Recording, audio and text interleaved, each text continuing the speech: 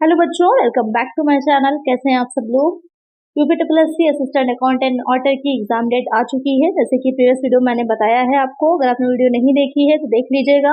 उसमें नोटिस भी है। नोटिस में जो आपको की डेट दे रखी है वो 5 जैन है, 5 जनवरी है। तो ज्यादा टाइम नहीं है आपके पास। लमसम 1 महीना अगर हम मान के चले तो सिर्फ 1 मंथ है। तो उसी के अकॉर्डिंग हमें अपनी तैयारी करनी है।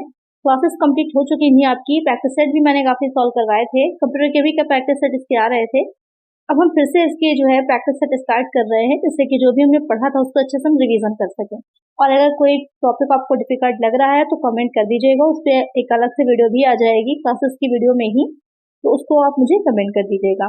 इसके अलावा जो आपके टॉपिक्स हैं उस पर सीरीज वाइज क्वेश्चंस भी मैं लेकर के आऊंगी। जैसे 50 क्वेश्चंस हैं या जितना इंपॉर्टेंट है वो टॉपिक उसके अकॉर्डिंग, तो वो भी मुझे, तो उसके लिए चैनल को सब्सक्राइब जरूर कर लीजिएगा और वीडियो को लाइक करिएगा। आइए शुरू करते हैं। इसमें फर्स्ट क्वेश्चन लेते हैं। Indian banking system is controlled by, भारतीय बैंकिंग प्रणाली किसके द्वारा नियंत्रित की जाती है। SEBI, RBI, IRDA, none of these, इनमें से कोई नहीं। क्वेश्चन यहाँ पे क्या कह रहा है कि जो इंडियन बैंकिंग सिस्टम है, भारतीय बैंकिंग प्रणाली है, उसे कौन नियंत्रित करता है। जैसे कि आपको इंडिया में पता है कि सबसे जो बैंकिंग की अगर हम बात करें तो सबसे ऊपर जो आता है वो reserve bank of India RBI आता है।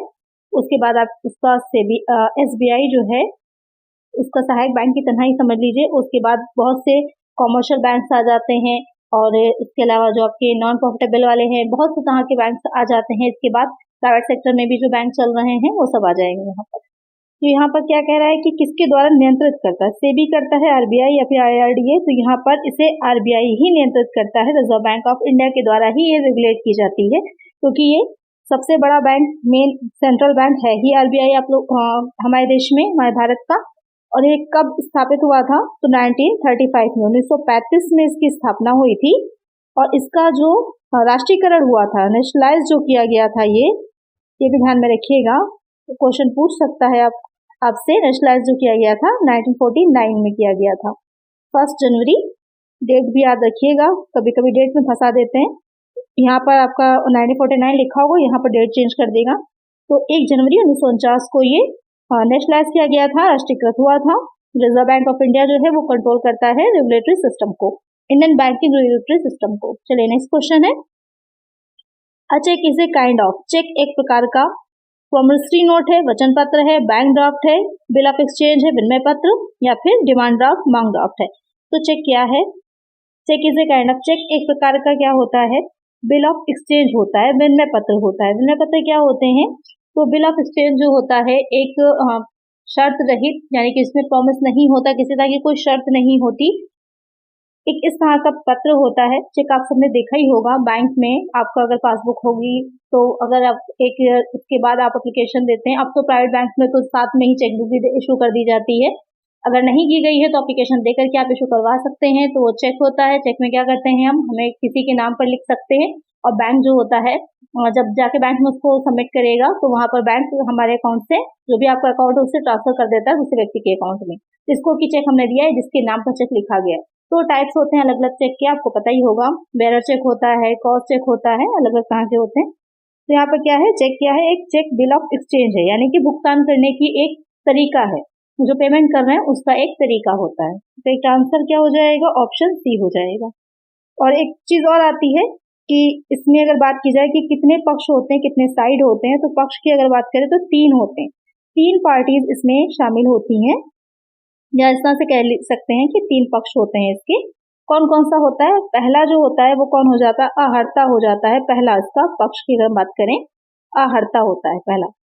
आहर्ता कौन होता है, आहर्ता वह व्यक्ति है जो बिल को लिख रहा है, या बिल कहिए या चेक की बात करें, क्योंकि चेक भी एक तरह का विनिमय पत्र ही है।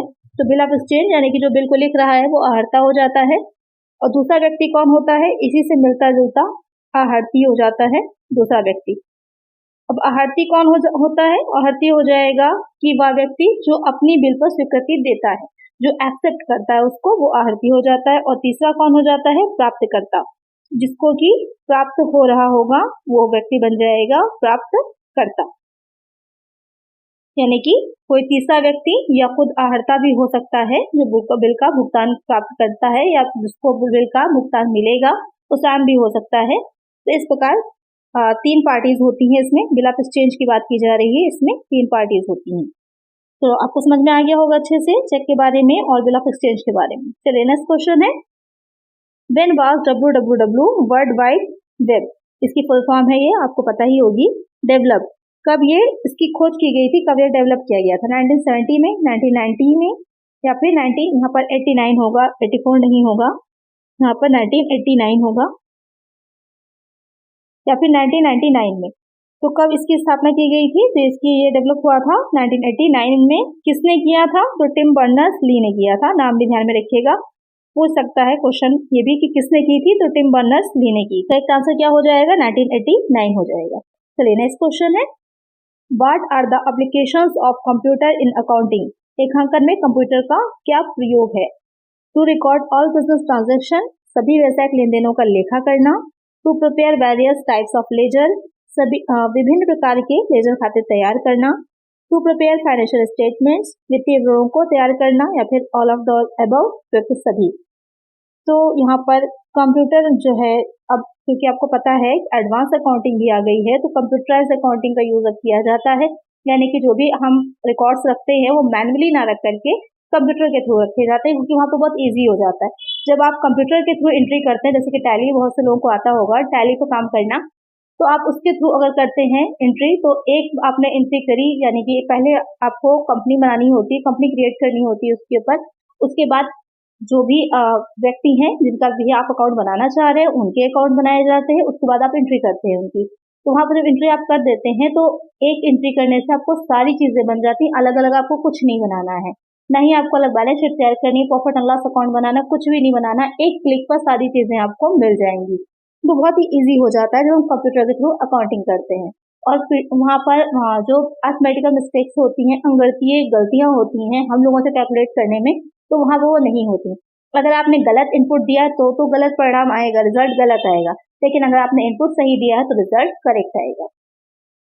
तो अब क्या यहाँ पर जो ऑप्शन दे रखे हैं, तो पहला पॉइंट जो है कि सारे बिजनेस ट्रांजेक्शन को रिकॉर्ड करता है, करेक्ट है। वेरियस टाइप्स ऑफ लेजर आप प्रिपेयर कर सकते हैं, करेक्ट है। टू प्रिपेयर फाइनेंशियल स्टेटमेंट, वित्तीय विवरणों को तैयार करता है, ये भी करेक्ट है। तो करेक्ट आंसर क्या होगा? Option D, all of the above. क्योंकि कंप्यूटर ने बहुत काम इजी भी कर दिया है, लेकिन बहुत सी इसकी वजह से नौकरियां चली भी गई हैं। बहुत से जो काम जो मैनुअली करने में 8-10 लोग चाहिए होते थे, कंप्यूटर अकेला कर लेता है। तो उसके लिए भी ये रहता है कि थोड़ा सा ये चीज इशू है, लेकिन टेक्नोलॉजी जैसे जैसे बढ़ रही है, तो वहां पर आगे भी टेक्नोलॉजी के अकॉर्डिंग बढ़ना जरूरी है। चलिए next question, under income tax act depreciation is allowed on, आयकर अधिनियम के अंतर्गत ह्रास लगाया जाता है। यानी कि अगर हम बात करें इनकम टैक्स की, तो वहां पर जो डिप्रिसिएशन चार्ज किया जाता है वो किस बेसिस पे किया जाता है या किस वैल्यू पर किया जाता है? परचेज प्राइस, क्रय मूल्य, मार्केट वैल्यू, बाजार मूल्य, रिटर्न डाउन वैल्यू, अपेक्षित मूल्य या फिर फेस वैल्यू, अंकित मूल्य।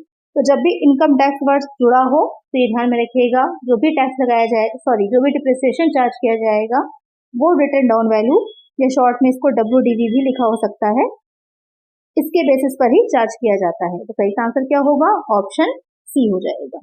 नेक्स्ट क्वेश्चन है, dash is applicable to a company other than a company claiming exemptions under section, यहाँ पर 11 होगा, under section 11।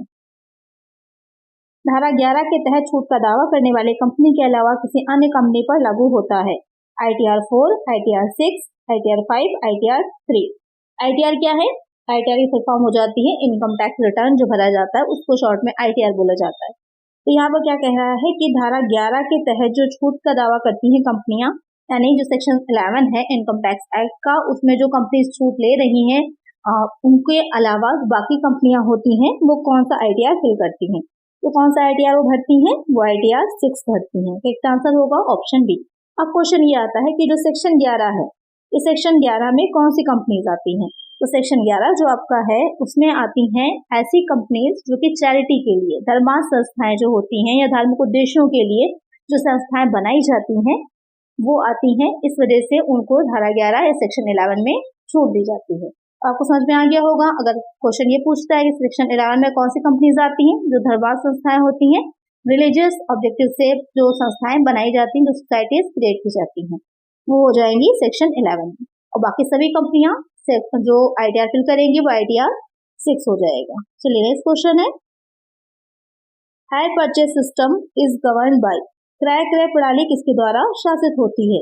Higher purchase act 1972, sales of goods act, instalment act, property registration act.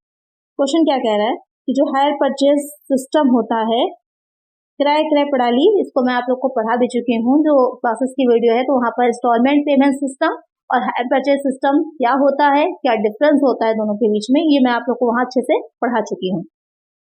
तो वो video जरूर देख लीजिए जो बच्चे नए हैं, और जिन्होंने नहीं देखी, अगर आप ऑलरेडी देख चुके हैं तो भी एक बार रिवीजन पर्पज से उन सारी वीडियोस को फिर से देख लीजिए, क्योंकि यहाँ पर कुछ भी ज्यादा चेंज नहीं हुआ है। इनकम टैक्स में एक दो चेंजेस जो आए होंगे, कोई भी ज्यादा चेंज नहीं हुआ है, तो वो क्लासेस की वीडियो आपके लिए बहुत इंपॉर्टेंट है और बहुत बेनिफिशियल होंगी। तो यहाँ पर क्रय क्रय प्रणाली किसके द्वारा शासित है, वो हो जाता है कौन सा एक्ट? तो क्रय प्रणाली की बात करें तो वहां पर आपका हायर परचेज एक्ट 1972 लगता है, क्रय क्रय अधिनियम 1972। अगर इंस्टॉलमेंट पेमेंट सिस्टम की बात की जाए कि जो किस भुगतान पद्धति होती है, तो वहां पर ध्यान में रखिएगा, वहां पर लगता है सेल्स ऑफ गुड्स एक्ट 1930, 1930 है ये एक्ट लगता है इंस्टॉलमेंट पेमेंट सिस्टम में। लेकिन हायर परचेज की बात करें तो वहां पर हायर परचेज एक्ट 1972 लगता है। तो एक आंसर हो जाएगा ऑप्शन ए। चलिए नेक्स्ट क्वेश्चन है, reduction under section 80C to 80U can not exceed, धारा 80C से 80U के अंतर्गत कटौती से अधिक नहीं किया जा सकता। ग्रॉस टोटल इनकम कुल सकल आय, टोटल इनकम कुल आय, income from business of profession व्यवसाय या पेशे से प्राप्त आय, इनकम फ्रॉम हाउस प्रॉपर्टी गैर संपत्ति से प्राप्त आय। क्वेश्चन क्या कह रहा है, जो 80C से 80U है ये क्या है, इसमें क्या दिया जाता है, इसमें डिडक्शन दी जाती है, कटौतियां हैं जो कि दी जाती हैं। अब कुछ जो होती हैं वो इनकम से रिलेटेड होती हैं और कुछ जो होती हैं वो एक्सपेंसेस से रिलेटेड होती हैं, यानी आय और व्यय दोनों से रिलेटेड कटौतियां दी जाती हैं इसमें। तो यहाँ पर क्या कह रहा है कि इसमें जो भी कटौतियां डिडक्शंस दी जाएंगी वो किससे ज्यादा नहीं हो सकती, तो किससे ज्यादा नहीं होंगी, जो भी कटौतियां दी जा रही वो ग्रॉस टोटल इनकम से ज्यादा नहीं हो सकती। क्योंकि अगर जो सकल कुल आय है जो कि 5 हेड हैं इनकम के, 5 हेड्स होते हैं, इन 5 हेड्स के टोटल जो होगा वो कहलाता है आपका ग्रॉस टोटल इनकम। जब उसमें से हम ये 80C से 80U तक की डिडक्शंस को लेस करते हैं तो हमारी बनती है टोटल इनकम, कुल आय बनती है। तो यहाँ पर अगर आपकी कटौती 80C से 80U तक की इस ग्रॉस टोटल इनकम से ज्यादा होगी तो माइनस में चला जाएगा, जो कि पॉसिबल नहीं है, इसलिए उससे ज्यादा की कटौती नहीं दी जा सकती। तो एक आंसर क्या होगा, ऑप्शन ए हो जाएगा। चलिए नेक्स्ट क्वेश्चन है, what is the rate of TDS on winning from lotteries और crossword puzzles etc under section 194B? If the payee is non resident, यदि प्राप्तकर्ता आनिवासी है तो धारा 194B के तहत लॉटरी या क्रॉसवर्ड पजल आदि से जीतने पर TDS की दर क्या है? TDS क्या होता है, टैक्स डिडक्ट एट सोर्स, इसकी जो कहा जाता है इसको उद्गम स्थान पर करके कटौती या फिर टैक्स डिडक्ट, यानी कि जैसे ही जो भी इनकम है वो उपार्जित हो रही है वैसे ही यहाँ पर हम इसमें से टैक्स जो होता है वो लेस हो जाता है, कट जाता है। तो वहां पर एक होती है कि इससे अबव इनकम होगी तभी TDS लगता है, अदरवाइज नहीं लगता। तो वही चीज पूछी है किसके तहत, लॉटरी या क्रॉसवर्ड या पजल के लिए। कितना हो जाएगा, 30% सरचार्ज, बाकी चीजें सेम ही हैं, सिर्फ इसमें परसेंटेज ये वाली बदली, 30%, 40%, 35% और 50%। बाकी इसमें सरचार्ज और हेल्थ एंड एजुकेशन सेस जो होता है वो ऐड कर दिया जाता है। पहले 3% था, अब 4% हो गया है एजुकेशन सेस। तो यहाँ पर कौन सा करेक्ट हो जाएगा, तो ये 30% होता है, 30% होता है। करेक्ट आंसर हो जाएगा option A.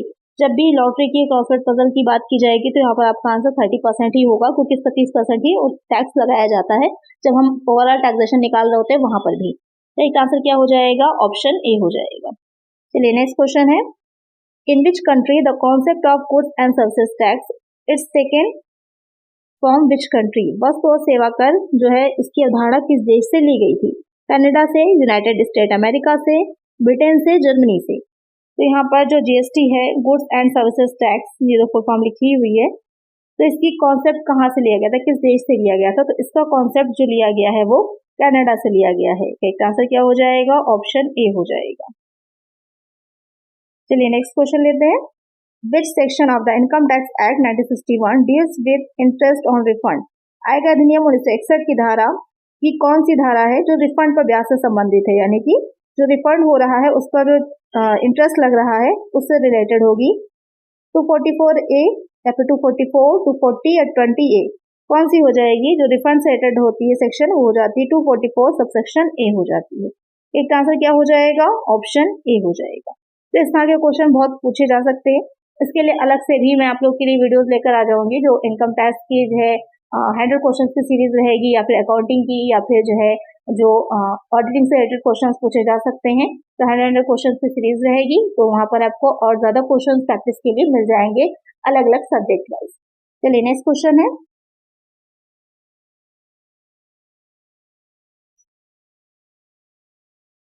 Section 80 provides deduction in respect of, धारा 80 के संबंध में कटौती प्रदान करता है। यानी कि जो सेक्शन 80 है इनकम टैक्स की, वो किससे रिलेटेड है या किस तरह की डिडक्शन उसमें दी जाती हैं। Contributions by companies to political parties or an electoral trust, राजनीतिक दलों या चुनावी ट्रस्ट को कंपनियों द्वारा योगदान। Donations for scientific research or development, यानी कि वैज्ञानिक अनुसंधान या फिर ग्रामीण विकास के लिए दान। यहाँ पर रूरल होगा और रूरल होगा, यहाँ पर जो ग्रामीण क्षेत्र होते हैं वहां पर उनके डेवलपमेंट की बात हो रही है। Rent paid by SSC who doesn't receive house rent allowance from employer, निर्धारित द्वारा भुगतान किया गया किराया जो नियोक्ता से मकान किराया भत्ता प्राप्त नहीं करता है। Donations to certain funds and charitable institution, कुछ निधियों और धर्मांत संस्थाओं को दान। इसमें किससे रिलेटेड होती है, तो अगर हम बात करें अलग अलग अगर हम देखें, तो सबसे पहली जो पॉइंट कहा है कि राजनीतिक दल या फिर चुनावी ट्रस्ट को जो कंपनी द्वारा योगदान होता है, तो उसकी अगर हम बात करें तो किस धारा में आता है, तो वो आ जाता है 80। इसको अलग अलग भी ध्यान में रखिएगा, पूछा जा सकता है कोई भी, या मैचिंग में भी दे सकता है। तो इसके लिए जो सेक्शन है वो 80 होती है। फिर वैज्ञानिक अनुसंधान या विकास के लिए जो दान होता है ये 80 होता है। और जो सी पॉइंट कह रहा है कि जो निर्धारित द्वारा, जो कि एसएससी है, उसके द्वारा जो भुगतान किया गया किराया है जो नियोक्ता से मकान किराया भत्ता प्राप्त नहीं करता, यानी कि जो नियोक्ता है एम्प्लॉयर है उसको एचआरए नहीं दे रहा है और वो किराया दे रहा है, तो इस वजह से उसको ये इस 80 के अंतर्गत छूट दी जाती है। तो यहाँ पर यही सेक्शन इसके लिए हो जाएगी जो क्वेश्चन में आपसे पूछा गया है। डी पॉइंट में देख लेते हैं, कुछ निधियों और धर्मांत संस्थाओं को दान, तो यहाँ पर सिंपली 80 लगेगी। तब आपको चारों क्लियर हो गई होंगी कि किसमें कौन सी आ रही है। तो क्वेश्चन आपका कोई भी पूछे तो मान लिया आपके 4 आंसर तैयार हैं, या मैचिंग में भी पूछेगा तो भी आप क्लियर होंगे। यहाँ पर करेक्ट आंसर जो होगा वो ऑप्शन सी हो जाएगा। चलिए नेक्स्ट क्वेश्चन है, mister Rohit is an employee of XYZ limited, retired on 26 December 2021 after rendering 37 years 6 months and 1 day service, यानी कि 37 साल 6 महीने और 1 दिन उन्होंने नौकरी करी थी।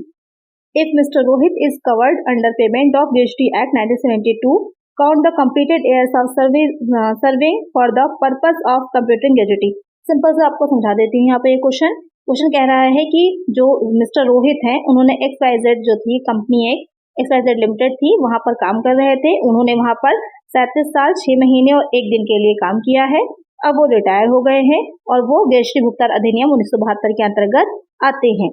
तो वहां पर आपको बताना है कि ग्रेजुटी की अगर हम उनकी काउंट कर रहे हैं, उसकी कैलकुलेशन कर रहे हैं, गणना कर रहे हैं, तो उसके लिए सेवा के कितने वर्ष लिए जाएंगे। आपको और कुछ नहीं देखना है, यहाँ पर आपसे सिर्फ पूछा है कि कितने वर्ष जोड़े जाएंगे। यहाँ पर आपको ग्रेजुटी निकालनी नहीं है, सिर्फ वर्ष बताना है।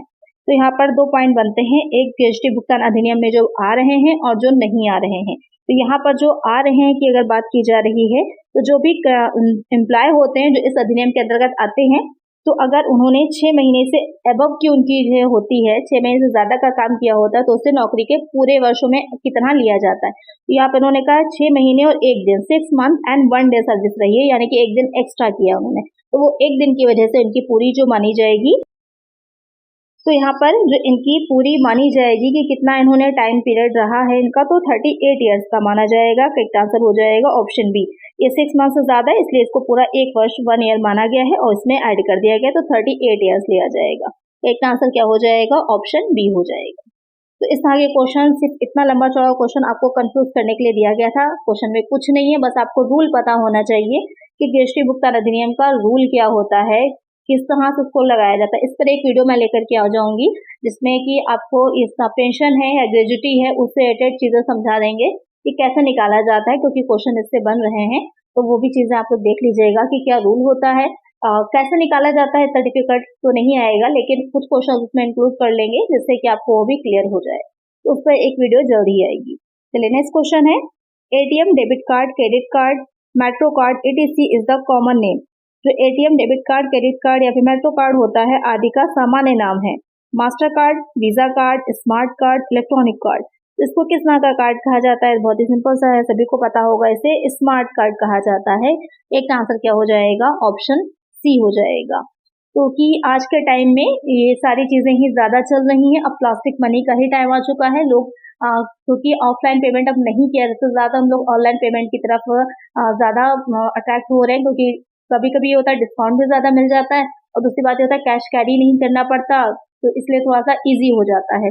तो अब लोग ज्यादा प्रेफर करते हैं ऑनलाइन पेमेंट करना। तो ये स्मार्ट कार्ड कहलाते हैं। इसमें एक चिप लगी होती है, आपको ध्यान होगा, आप सभी के पास होगा ही, ATM कार्ड तो सभी के पास होगा। तो उसमें एक इलेक्ट्रॉनिक चिप लगी होती है, जिसमें कि डिजिटल डेटा पड़ा हुआ होता है, या फिर डिजिटल डेटा उसमें कोड होता है, उसके थ्रू वो उसको रीड करती है। जो भी मशीन होगी, किसी न किसी मशीन के थ्रू ही आप काम करते हैं उसमें, तो मशीन के थ्रू वो चीज उसको रीड करती है और वहां से ट्रांजेक्शन होता है। तो यहाँ पर क्या आंसर है? ऑप्शन सी।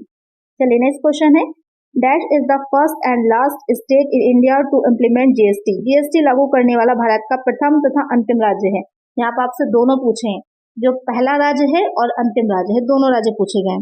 असम, जम्मू, असम है या फिर जम्मू कश्मीर, सिक्किम या फिर Assam, Jammu Kashmir and Sikkim, Himachal Pradesh and Assam.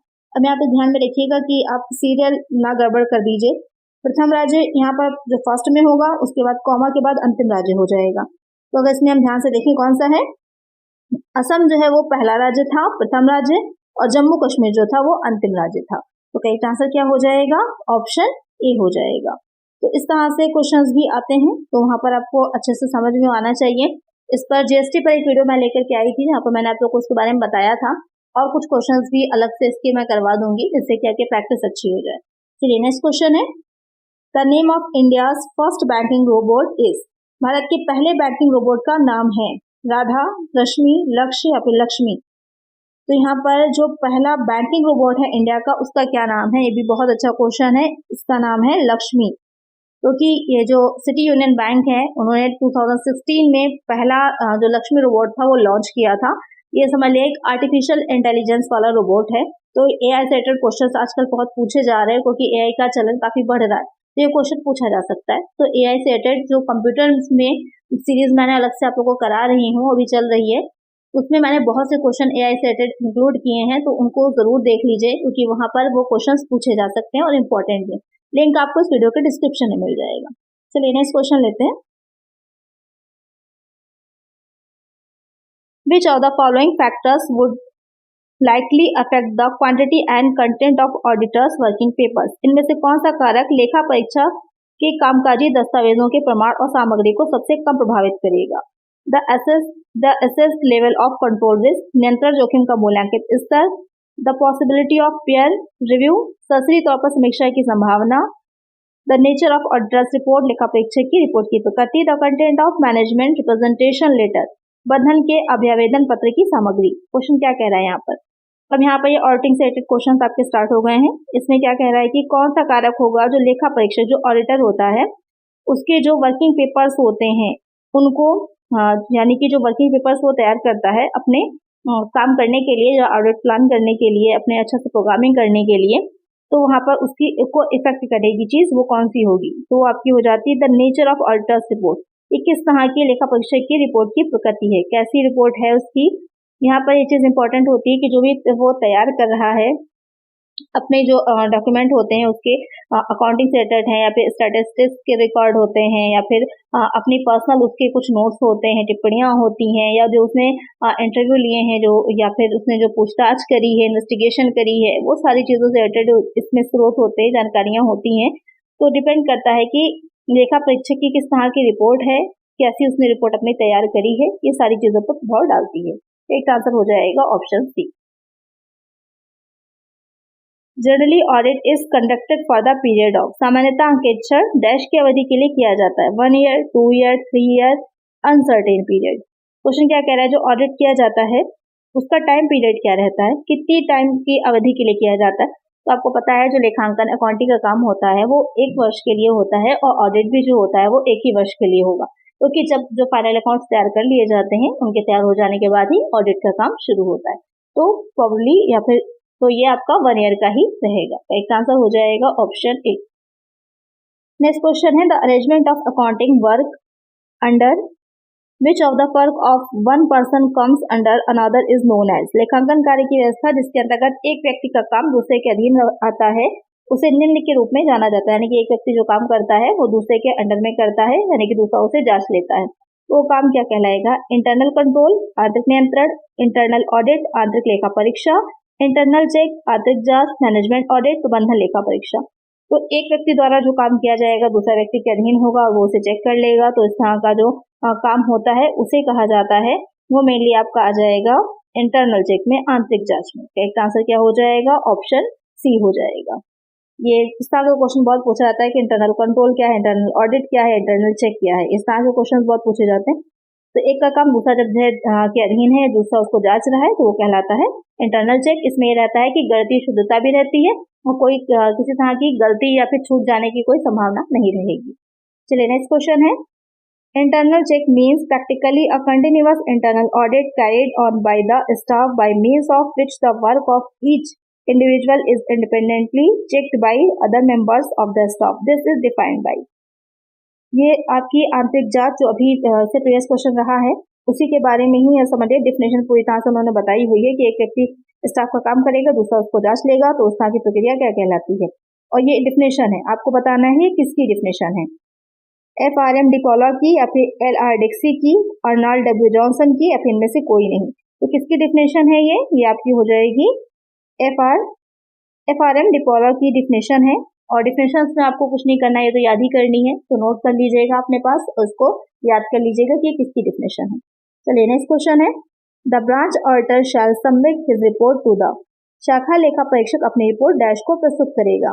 Managing director, प्रबंध संचालक, कंपनीज ऑडिटर, कंपनी के लेखा परीक्षक को, फाइनेंस कंट्रोलर, वित्तीय नियंत्रक को, कंपनी लॉ बोर्ड को। अब यहाँ पर क्या कह रहा है? शाखा लेखा परीक्षक, ब्रांच ऑडिटर, क्योंकि एक कंपनी अगर जो है दूसरे जगहों पर भी या दूसरे कंट्रीज में जाकर भी अपना बिजनेस कर रही है तो उसकी बहुत सी ब्रांचेस होती हैं, तो वहां पर अलग अलग जो ब्रांच है तो उसका ऑडिट भी अलग अलग होगा। तो जो ब्रांच है उसका जो ऑडिट हो रहा है और उसका जो ऑडिटर है वो अपनी रिपोर्ट किसको ला करके देगा, कहाँ सबमिट करेगा, ये क्वेश्चन पूछ रहा है। तो वो कंपनी का जो ऑडिटर होगा, जो मेन कंपनी है, जो हेडक्वार्टर है, वहां पर जो ऑडिटर है उसके पास सबमिट करता है। एक आंसर क्या हो जाएगा यहाँ पर? ऑप्शन बी हो जाएगा। क्योंकि इस तरह के क्वेश्चन भी आपके आते हैं, तो जो कंपनीज एक्ट है उससे रिलेटेड क्वेश्चन यहाँ पर बनेंगे और इसमें आपके ऑडिटिंग से रिलेटेड जो है कंपनीज एक्ट के अंदर आ रहे हैं, जो सेक्शंस हैं ऑडिटर से रिलेटेड, वहां पर डायरेक्ट सेक्शन भी पूछ सकता है। तो इससे रिलेटेड क्वेश्चन मैं पहले भी प्रैक्टिस सेट में इंक्लूड कर चुकी हूँ, आगे भी आएंगे, तो उनको अलग से नोट करते रहिएगा। नेक्स्ट क्वेश्चन है dash is a detailed and exhaustive examination of the book of accounts at regular intervals through out the year along which the accounting work. लेखांकन कार्य के साथ साथ पूरे वर्ष नियमित अंतराल पर खातों की पुस्तकों की विस्तृत और सपोर्ट परीक्षा है। इंटरनल ऑडिट, आंतरिक अंकेक्षण, रेगुलर ऑडिट, नियमित अंकेक्षण, कंटिन्यूअस ऑडिट, सतत अंकेक्षण, स्पेशल ऑडिट, विशेष अंकेक्षण। क्वेश्चन यहाँ पे क्या कह रहा है कि जो अकाउंट हमने बनाए हैं उसकी डिटेल में एग्जामाइन किया जा रहा है, पूरे वर्ष वो चल रहा है, पूरे वर्ष में एक जो नियमित अंतराल हैं, एक रेगुलर इंटरवल्स हैं, वहां पर जांच होती रहती है, जो अकाउंट्स या पुस्तकें तैयार की गई हैं उसकी, और संपूर्ण विस्तृत तरीके से की जाती है। तो वो जांच क्या कहलाती है, या वो अंकेक्षण किस तरह का होता है? तो इसे कंटिन्यूअस ऑडिट कहते हैं। सतत अंकेक्षण या चालू अंकेक्षण भी लिखा हो सकता है एग्जाम में, तो ध्यान में रखिएगा, उसको सतत अंकेक्षण या फिर चालू अंकेक्षण भी कहा जाता है। एक आंसर क्या हो जाएगा? ऑप्शन सी हो जाएगा। तो यहाँ पर जो अंकेक्षण होते हैं वो कई टाइप्स के होते हैं, ऑडिट कई तरह का होता है, उसी में से एक ऑडिट ये भी होता है। इसमें ये रहता है कि जो गलतियां हैं उनकी होने की संभावना कम रहती है और ना ही फ्रॉड हो पाता है, क्योंकि लगातार चेक होते रहते हैं, ऑडिट होता रहता है अकाउंट्स का, तो वहां पर कोई भी गलती होती है तो तुरंत पकड़ जाती है, या किसी तरह का गबन या फिर फ्रॉड या कपट करने की जो एम्प्लॉयज हैं वो कोशिश नहीं कर पाते, क्योंकि उनकी लगातार जांच चलती रहती है। तो यहाँ पर कई आंसर है ऑप्शन सी। नेक्स्ट क्वेश्चन है which one of the following is incorrect. इनमें से कौन सा कथन असत्य है? In the audit accounts and records doesn't verify true and fair.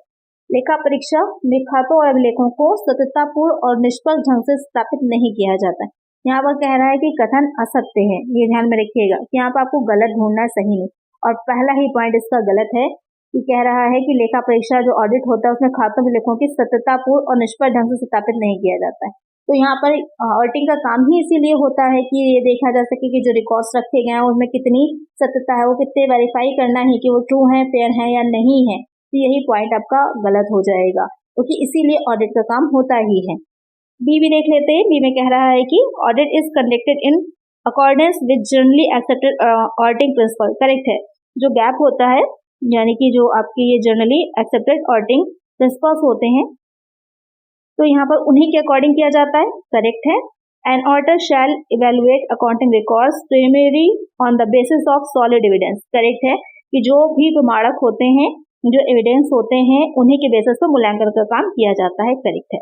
In statutory audit the scope of work is determined by the relevant law and in case of private audit it is done by the client. यहाँ पर क्या कह रहा है कि सावधिक लेखा परीक्षा में कार्यक्षेत्र का निर्धारण संबंधित कानून द्वारा किया जाता है और निजी लेखा परीक्षा में क्लाइंट करता है। करेक्ट है। जो स्टेटरी ऑडिट होता है, वैधानिक लेखा परीक्षा होती है, वहाँ पर जो क्या क्षेत्र रहेगा वो कानून ही डिसाइड करता है। और जो प्राइवेट होता है तो प्राइवेट में जो कंपनी होती है उसने क्या अपने जो पर्पस रखा है, किस तरह का कार्य वो कर रही है, उसके बेसिस पर डिसाइड होता है। तो यहाँ पर ए पॉइंट है वही आपका रॉन्ग हो जाएगा, वही फॉल्स हो जाएगा। तो करेक्ट आंसर है ऑप्शन ए। नेक्स्ट क्वेश्चन है what are the purposes of closing entries for financial reporting. वित्तीय रिपोर्टिंग के लिए प्रविष्टियों को बंद करने के उद्देश्य क्या है। यानी कि यहाँ पर जो क्लोजिंग एंट्रीज की जाती हैं तो फाइनेंशियल रिपोर्टिंग के लिए, तो उनका पर्पस या उनको क्लोजिंग एंट्रीज को करने का पर्पस क्या रहता है, ये क्वेश्चन आपसे यहाँ पर पूछ रहा है। Any funds that are not held on to incur and expense that reduces net income one such expense that is determined at the end of the year is dividend. कोई भी धन जो उस पर खर्च नहीं लगाया जाता, जो शुद्ध आय को कम कर देता है, ऐसे व्यय जो वर्ष के अंत में निर्धारित होते हैं, वह लाभांश होता है। All revenue and expenses accounts at the end of all closing entries have a zero balance. सभी समापन पृष्ठों के अंत में सभी राजस्व व्यय खातों में शून्य की शेष राशि है। The next income earned by the company is moved into retained earning. Company द्वारा अर्जित अगली आय को बनाए रखी गई आय में स्थानांतरित कर दिया गया है। All of these सभी विकल्प तो यहाँ पर क्यों की जाती हैं, तो ये सिंपल सा आपका जो सी पॉइंट है वो करेक्ट हो जाएगा कि जो भी क्लोजिंग एंट्रीज इसलिए की जाती हैं कि जो भी कंपनी द्वारा इनकम अर्न करी गई है, अर्जित करी गई है, उसे अगली आय को बनाए रखने के लिए जो रिटेन अर्निंग होती है उसमें ट्रांसफर कर दिया जाता है, स्थानांतरित कर दिया जाता है। तो करेक्ट आंसर क्या हो जाएगा, ऑप्शन सी हो जाएगा। नेक्स्ट क्वेश्चन है which of the following is not related to consequential loss insurance. इनमें से किसका संबंध परिणामी हानि के बीमा से नहीं है। लॉस ऑफ नेट प्रॉफिट शुद्ध लाभ पर हानि, लॉस ऑफ स्टैंडिंग एक्सपेंसेस स्थिर व्ययों की हानि, स्टॉक सैल्वेज्ड बचाया गया रहतिया, शॉर्ट सेल्स बिक्री में कमी। तो क्वेश्चन क्या कह रहे हैं यहाँ पर कि इसमें से कौन सा जो है वो आपका परिणामी हानि का बीमा नहीं है, यानी कि इनमें से कौन सा जो संबंध जो है वो हानि के बीमा से नहीं होता है, ये क्वेश्चन यहाँ पर कह रहा है। तो आपका स्टॉक सैल्वेज्ड जो होता है, जो बचाया गया रहतिया है, यहाँ पर करेक्ट आंसर क्या हो जाएगा, ऑप्शन सी हो जाएगा। चलिए नेक्स्ट क्वेश्चन है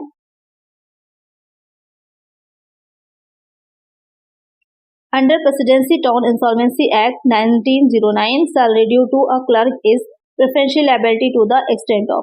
प्रेसिडेंसी टाउन दिवाला अधिनियम 1909 के अंतर्गत एक क्लर्क का बकाया वेतन किस सीमा तक अधिकारी दायित्व होता है, 200, 120, 300। तो यहाँ पर आपको पता होगा कि दो तरह के एक्ट होते हैं। जो इंसॉल्वेंसी एक्ट है मैंने आपको पढ़ाया भी हुआ है, दो तरह के होते हैं। तो प्रेसिडेंसी टाउन होता है और प्रोविंशियल होता है, दो तरह के होते हैं। दोनों में अलग अलग तरह से दिया गया है। यहाँ पर बात क्वेश्चन जो कर रहा है वो प्रेसिडेंसी टाउन दिवालिया अधिनियम की कर रहा है, और क्लर्क का बकाया वेतन है तो कितना ही माना जाएगा को अधिकार दायित्व, तो ये क्वेश्चन आपसे पूछ रहा है। तो कितना माना जाता है, इसमें आपका 300 आता है, 300 आता है। करेक्ट आंसर क्या हो जाएगा, ऑप्शन डी हो जाएगा। इसके ऊपर जितना वो आपका प्रेफरेंशियल में नहीं रहेगा, तो इसलिए यहाँ पर 300 आंसर है। करेक्ट आंसर है ऑप्शन डी। अच्छा, अगर आपने क्लासेस की वीडियोस ली हैं तो आपको पता होगा कि प्रोविंशियल की अगर हम बात करेंगे तो उसमें कितना आएगा। तो जल्दी से मुझे कमेंट करिए कि प्रोविंशियल में कितना आता है क्लर्क का बकाया वेतन, जो कि अधिकार उसमें लेनदारों में शामिल किया जाएगा। चलिए नेक्स्ट क्वेश्चन है on seizure of goods by the hire vendor the balance of the assets account transfer to. क्रय विक्रेता द्वारा माल की जब्ती पर संपत्ति खाते के शेष को हस्तांतरित किया जाता है, यानी कहाँ हस्तांतरित करेंगे, प्रॉफिट एंड लॉस अकाउंट, लाभानी खाता, हायर वेंडर अकाउंट, क्रय विक्रेता खाता, गुड्स डिपोज गुड्स रिपोर्सेस अकाउंट, माल वापसी खाता, नन ऑफ द अबव, उसमें से कोई नहीं। यानी कि जो क्रय विक्रेता है उसने माल को जब्त कर लिया है, तो उस जब्त किए गए माल को संपत्ति खाते के जो जब्त किया गया है, अब जो आपका संपत्ति खाते का शेष है उसे हम कहाँ पर ट्रांसफर करते हैं, किस अकाउंट में ले जाते हैं, उसे हम हायर वेंडर के अकाउंट में ले जाते हैं, क्रय विक्रेता खाते के। एक ट्रांसफर क्या हो जाएगा, ऑप्शन डी हो जाएगा। चलिए नेक्स्ट क्वेश्चन है, computers taken on hire by a business for a period of 12 month should be classified as. 12 महीनों के लिए कंप्यूटर को किराए पर लेना वर्गीकृत किया जाएगा। करंट एसेट चालू संपत्ति, इंटेंगिबल एसेट अमूर्त संपत्ति, डिफर्ड रेवेन्यू एक्सपेंडिचर अस्थायी अगम्य या फिर नॉट एन एसेट संपत्ति ही नहीं है। यानी कहने का मतलब ये है कि 12 मंथ के लिए अगर कंप्यूटर को किराए पर लिया जा रहा है तो उसे किस तरह से क्लासिफाई करेंगे, यानी कि वो किस तरह की आपकी एसेट है या फिर इनकम एक्सपेंस है या फिर एसेट है ही नहीं, क्या हो जाएगा, तो कंप्यूटर क्या हो जाएगा, नॉट एन एसेट संपत्ति नहीं मानी जाएगी। क्यों, क्योंकि उसने किराए पर लिए 12 मंथ के लिए, यहाँ पर अवधि दे रखी है 12 महीने के लिए सिर्फ उसने रेंट पर लिया है, उसके बाद वो वापस कर देगा, तो इसलिए वो एसेट की तरह नहीं मानी जाएगी। तो एक आंसर क्या हो जाएगा, ऑप्शन डी हो जाएगा। लेकिन यहाँ पर एक चीज और है, अगर आपके क्वेश्चन यहाँ पर रेवेन्यू एक्सपेंडिचर होता, डिफर्ड नहीं होता, सिर्फ रेवेन्यू एक्सपेंडिचर होता, अगम्य होता, तो उसे माना जाता रेवेन्यू एक्सपेंडिचर, क्योंकि वो 12 महीने के लिए यानी कि शॉर्ट टर्म में आ जाएगा और मेन उसका पर्पस होगा कि इनकम को कैसे बढ़ाया जा सके, और इनकम को बढ़ाने के पर्पस से जो शॉर्ट टर्म के लिए एक्सपेंसेस किए जाते हैं वो आपके रेवेन्यू एक्सपेंडिचर में आते हैं। तो लेकिन यहाँ पर डिफर्ड लगा है, अस्थगित लगा है, तो यहाँ पर इसे हम करेक्ट नहीं करेंगे, नॉट एन एसेट आपका करेक्ट आंसर हो जाएगा। करेक्ट आंसर होगा ऑप्शन डी। चलिए नेक्स्ट क्वेश्चन है, a bank reconciliation statement is prepared with the help of. एक बैंक समाधान विवरण पत्र किसकी सहायता से तैयार किया जाता है। जो बैंक रिकंसिलिएशन स्टेटमेंट तैयार किया जाएगा वो किसकी हेल्प से तैयार करते हैं, passbook and bank column of cash book, passbook and cash column of cash book, cash column of cash book and bank column of cash book, या फिर इनमें से कोई नहीं, नन ऑफ दिस। तो जो बीआरएस होता है, होता क्या है, जो आपने एक कैश बुक रखी होती है और पासबुक होती है, कुछ आप ट्रांजेक्शन्स जो करते हैं वो कैश में करते हैं, कुछ बैंक के थ्रू करते हैं, तो वहां पर क्या होता है, दोनों में डिफरेंस हो जाता है, दोनों में ही आपका कैश एट बैंक अलग आता है, कैश इन हैंड अलग होता है। तो उन डिफरेंस को दूर करने के लिए ही क्या बनाया जाता है, बैंक रिकंसिलिएशन स्टेटमेंट तैयार किया जाता है। और ये कौन तैयार करता है, ये भी क्वेश्चन बहुत पूछा जाता है। इसे कस्टमर तैयार करता है, जो ग्राहक है वो तैयार करेगा, ना कि बैंक तैयार करता है। अब ये जो कह रहा है किसके थ्रू तैयार किया जाता है, इसमें क्या चीजें शामिल होती हैं, तो यहाँ पर passbook and bank column of cash book, cash book का कैश कॉलम नहीं लिया जाता, तो कैश बुक में एक बैंक कॉलम, क्योंकि आपको पता है कैश बुक जो होती है वो आपकी 1 कॉलम की भी होती है, 2 कॉलम की, 3 कॉलम की भी होती है। तो 2 कॉलम में आपका बैंक कॉलम और कैश कॉलम दोनों ही होता है। मैंने कैश बुक आपको पढ़ाई हुई है, वहाँ पर फॉर्मेट्स भी दिखाए थे, अभी आपको याद होगा क्लासेस की वीडियोज में। तो यहाँ पर एक करेक्ट आंसर हो जाएगा आपका ऑप्शन ए। चलिए नेक्स्ट क्वेश्चन है, with respect to bank reconciliation details which of the following statement is correct. Bank समाधान विवरण के संबंध में निम्नलिखित में से कौन सा कथन सही है।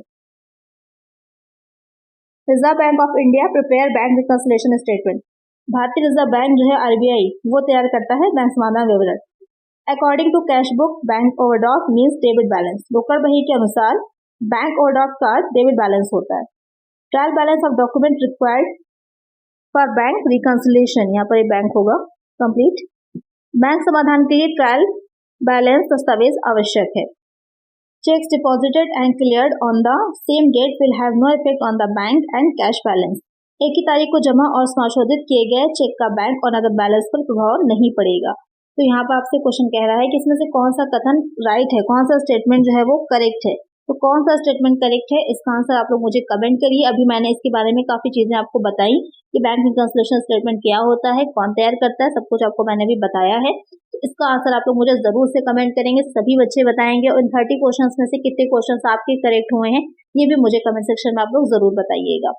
तो आज की वीडियो में इतना ही। अगर वीडियो अच्छी लगी होगी, क्वेश्चन समझ में आए होंगे, अगर वीडियो अच्छी लगी है तो लाइक जरूर करिएगा और सब बच्चे कमेंट भी करिएगा इसका आंसर, और चैनल को सब्सक्राइब करिएगा। मिलेंगे नेक्स्ट वीडियो में। Thank you.